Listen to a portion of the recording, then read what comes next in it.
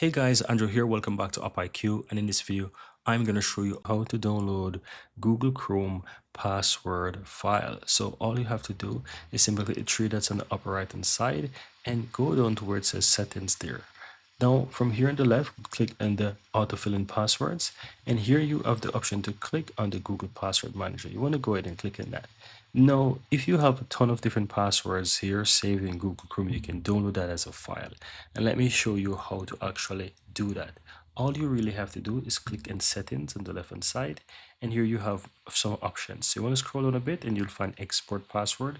Simply click and download the file. You may need to enter your Windows credentials as well, so I'm going to go ahead and enter mine, and as you can see, it pops up there and asks me to save it. So I can go ahead and I can save this on my PC. Let's say I want to save this on the downloads folder. I can click on that, save, and this is how I actually download it.